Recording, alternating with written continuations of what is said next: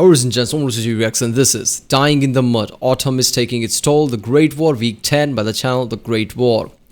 The autumn rain turns the battlefield into muddy landscape. Mud in which the soldiers are hardly able to dig trenches and in which no artillery gun will stand. The first change of seasons is proving to be a big new challenge for the armies in Europe. By the time the longest siege of the war is starting, we can also see the first major African battles of World War I. Yeah, the mud, holy shit, right? I mean, when you see anything related to World War I and battlefield war, whether it's a game or some kind of a scene from something, it's always in the mud, right? Because with the trench warfare, mud is also one of the things that occupied how the World War I fighting was, right? People fighting in the mud in horrible conditions, right? Everything getting stuck, it's hard to move because of the mud. I guess it's gonna start now.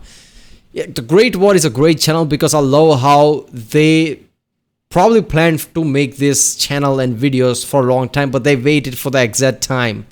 They wanted to make all this exactly 100 years after.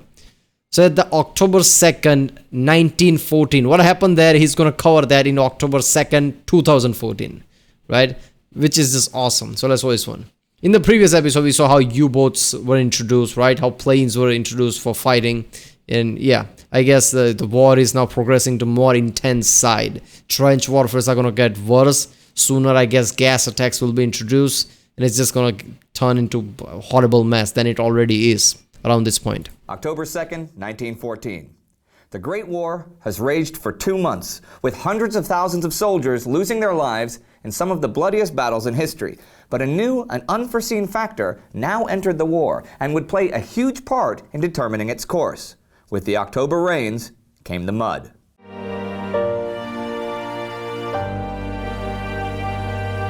I'm Indy Knight. This intro never gets old. That scene where they just pile up the body like it's, it's like something. They're just piling up the body because that's how many people are dead. It's just, you can't process that. That's just fucked up, man. Adele, welcome to the Great War. When we left off, the British, French, and German armies in the West had reached a stalemate at the Battle of the Aisne, and in the search for new advantages, the trenches had begun growing to the northwest in the race to the sea. The Russians were pushing the Austro-Hungarian army back into Austria, and were also heading north into Poland to engage the Germans, and both the war in the air and the war at sea were getting serious. It was now autumn in Europe, and one thing we see that was a regular feature of the war was mud. Endless mud. The Austrian army had barricaded itself into the fortress town of Przemysl, 120,000 strong, now entirely behind Russian lines, and the Russians began a siege on September 26. The Austrians had always planned and determined to hold Przemysl, but the preparations were typical of the last-minute, ramshackle efforts of Emperor Franz Joseph's army. Half of the guns were out-of-date pieces that still used black powder, and loads of the shells turned out to be duds. And though they did build a whole Austrian was still using black powder, not the smokeless one, huh? This is surprising to me, right? First of all, this whole war started because of Austria. Austria's Archduke got shot and they used that excuse to annex certain land. And they just asked Germany for help. Germany said, let's start war immediately. Don't wait around. But they wait around. Germany got pissed off like, okay, we needed, people's basically sympathy because Archduke got shot and we immediately annexed Serbia, right? I mean, that's justifiable. That's what the message they wanted to put out. But Austria waited around too much and it became this shit show that was World War I, basically. And around this time, Austria is constantly, it's really lackluster, right? Their generals are incompetent compared to the, Germans and any other ones, right? And, their battle tactics, they don't have proper transportation. Austria is really weak compared to their allies, Germany and things. So the one who wanted to war can't do the war. Their allies are doing most of the heavy lifting, and it's just weird, man. Bunch of last-minute defenses, including 30 miles of new trenches. They never got around to chopping down the trees near the fortress town, which the Russians then had the pleasure of using for concealment. But the Austrians, at least this time, had the mud on their side. Now, you might expect the fortress to fall fairly quickly, since so far this war, no fortress on either front had been able to hold out against the power of modern artillery. but the autumn rains had turned the ground outside the fortress to mud for many miles, and it was too heavy and too deep for the Russians to bring their artillery close enough, and the initial Russian attack would do nothing except produce 40,000 Russian casualties. The Russian General Ivanov was not pressuring them with his whole force, though. He had sent 30 divisions to the north a week ago, and he now decided he wanted to regroup all of those forces on the east bank of the Vistula River to launch an invasion of Germany. This turned out to be a stunning piece of incompetence on Ivanov's part, as it resulted, seriously, in weeks of marching and no fighting at all, with men and horses starving to death and falling by the roadsides during the march through the muddy Polish autumn. So you have one army digging in and one army on the move, which on the surface sounds similar to the Western Front, with some men stuck in the trenches while the others were on the move. So let me get this thing. Austrians were more smarter than the Russian at the point where they knew that they had to dig in because the mud is here. While Russians like, we can do it. And basically they starved most of the people and even the horses trying to march. Race to the sea continued, with the Germans and the French trying to outflank each other and the trench lines growing and growing toward the coast. Now, on September 26, the Germans began bombarding the forts around Antwerp. Liege and Namur had fallen, and Antwerp was the last bastion of Belgian resistance. Thing is, the Allies seriously needed as long a resistance in Antwerp as possible. Once the Germans conquered it, they could quickly move to the ports of the English Channel, which would force the British to retreat to western France, and which would represent a very real threat to Britain herself. If Antwerp could hold out for even just a week, the British could get in place a defensive line in Flanders blocking the coast. And that is really smart plan by the Germans, right? To force Britain to be in defensive position for their own country so they can't help the French at Paris and everywhere, where Germany basically, go along with their plan that they wanted from the start to take over France, right? And then focus somewhere else. Probably they just thought that, if they make sure that Britain basically runs towards its homeland, trying to defend it, right? Their own channel and everything, we can take over France, right, like we wanted to, then we'll basically stick some treaty with the British, like I guess, chill out, and then focus their all might toward Russia and basically clamp down everything. And by the end of, dominating most areas, I guess, gaining a lot of land, basically stuck some kind of peace treaty and come out victorious of the war in the end. That's what they wanted, I think, when they tried to race towards the channel there. From there, could ideally launch an offensive to liberate Belgium and push the Germans back across their own border. The Belgians by this point were understandably demoralized and began sending their archives and national treasures to Britain. On the evening of October 2nd came a meeting of British giants, Secretary of State for War Lord Kitchener, Foreign Secretary Edward Grey, and Winston Churchill, who you probably remember more from the Second World War than this one, but was, at this point, First Lord of the Admiralty. Realizing the continued resistance... Churchill was a crucial part in the World War I too? So he fought two wars. One at a really big scale in World War II, but also in World War I he was good enough position there too. In Antwerp, as long as possible, was essential for the war effort in France. Churchill himself would go to Antwerp and spend the next 3 days in the trenches or meeting with the Belgian government. But trying to get them to continue to resist in general was an uphill battle. And one big reason is that the Belgians could not dig trenches for protection. The ground between the forts and the city had been deliberately flooded, and digging trenches was impossible. Once again, we see the mud of October determining the direction of the war. It was dire straits in Antwerp indeed. Imagine being a Belgian in 1914. Your little country, your neutral little country, had been overrun and turned into a war zone, and your cities bombed and in some cases burned, and you had nowhere to run. While the war at home in the other warring nations might not have been in such... Yeah, I'm pretty sure that lots of Middle Eastern countries right now feels the same way, right?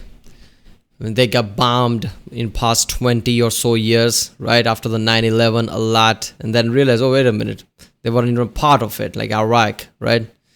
So, yeah, that is just fucked up from the Belgian part. I mean, they were neutral. They were small compared to these giants. But that didn't matter because they were in the way. Same thing happened in World War II. Hitler like, oh, let's go through Belgium and into France and take over that. Belgium is always the road for Germany to attack, I guess. Such a state of crisis, it was very much in a state of flux. Think about it. You suddenly have all sorts of new rules and regulations on your life, rules which would continue for over 4 years. Germany, for example, banned speaking English in public, while Russia banned the German language. Even speaking German on the phone was a 3,000 ruble fine, and you were liable to be sent to Siberia for speaking German in person. Yep, Siberia. Soup kitchens were established in towns throughout Europe to provide for families who'd suddenly lost their source of income. France did a good thing here. They imposed a moratorium on rents, and they paid an allowance to the families whose breadwinner had gone to the army. That was in many cases more money than the family actually made before the war. The French government considered the price worth paying to sustain morale. But if you were fairly poor and relied on some form of consumer trade for a living, you were out of luck, and the pawn shop was probably your new best friend. You can also really see the social divisions in, for example, Britain in labor issues. Trade unionists who had made truces with employers when the war broke out were now seeing many of those same employers making tons of new profits and wondered why they weren't getting a share. The friction that arose from this would lead to dramatic work stoppages, and by 1915, 3 million working days would be lost in Britain because of industrial disputes. New industries sprang up like lightning to create nouveau war rich. Spades, shells, canvas, leather, explosives. I mean, you can't really blame the people who was revolting, like, the owners basically make profit because of the economical landscape that was created. I mean, if you don't pass it down somewhat, I'm not saying do it completely fairly, that would never happen, but let's pass down the profit at least somewhat. So you can't blame people for saying, fuck that, I'm not going to work if that's how you're going to do it. Right? We are putting all the work, economical situation change in your favor, you're not going to pass anything down, you're just going to hoard all the profit, right? Class warfare basically. So yeah, I mean, that is famous, right? In England, Britain, basically. Lots of basically every union basically said we're not going to work. There's lots of photos and images of that flying around, I guess. Canned food and pencils and paper. See, most Europeans were literate by 1914, and the war produced a colossal amount of correspondence. If you look back at the Franco-Prussian War 40 years earlier, during the entire war, the Prussian army received about 500,000 pieces of mail. 1914, the German army received 9.9 million pieces of mail every day. Here's a weird fact that I got from the pages of Max Hastings' book, Catastrophe, about Lord Kitchener.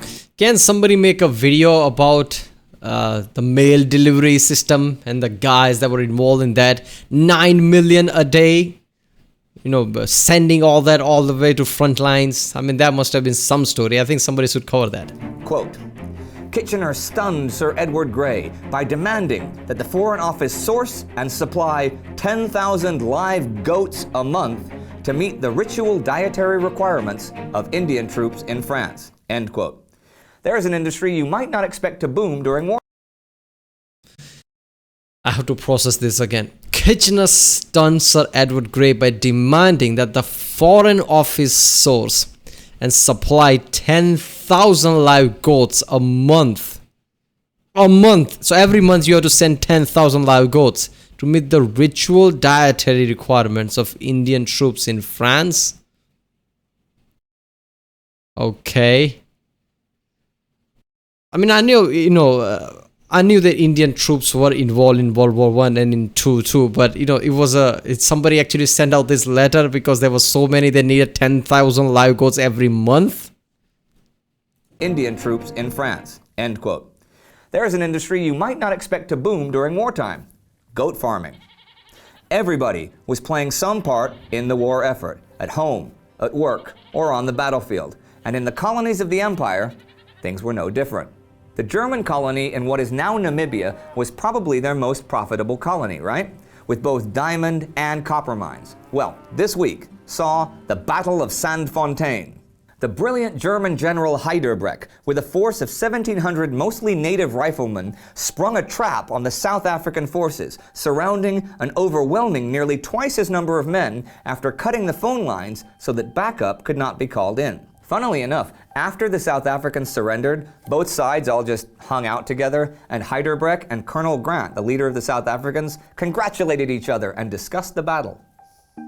By 1915, the Germans would be forced to surrender in Southwest Africa, but they won a string of victories in 1914 that were really important in tying down South African troops and preventing them from heading to Europe to help the Allies in the major battles that fall. So at the end of the week, the Russians were wandering around the Polish mud and laying siege to the Austrians in the Austrian mud. The French and Germans were still shelling each other in the French mud in the trenches at the ongoing Battle of the Aisne. But the Germans were now pushing to take Antwerp, the last free city in Belgium, and the British were rushing to defend it, while in Southwest Africa, the Germans were being exceptional and tying down the South African troops. In September 1914, the War of Rapid Victories ended, as the War of Continuous Battles in the trenches began. And as October began, the autumn rains turned the battlefields of Europe to mud in both the East and the West, making marching excruciating and making life in the trenches torture. Over the next 4 years, millions of men would die in the filthy mud of Europe, many of them nameless, faceless, and unsung. See you next week. If you want to know more about the early weeks of the war, check out... Damn. Trenches, mud, right at the Aisne. Shelling constantly. I mean, if there's mud and you're shelling that, I mean, that just creates something like, holy shit. Right? It's already loose and muddy terrain. Now you're gonna shell the shit out of that. Even the trenches looks weird and jaggedy because of the rain. Damn, around this time things were just going, by the moment of hell. I love this series because it gives you the feel of how things progress, right? This is 10th video in the main series, week 10. So, a few weeks ago I already thought like, oh, this is reaching peak horrible with the trenches and everything. Oh, no, that was just the beginning.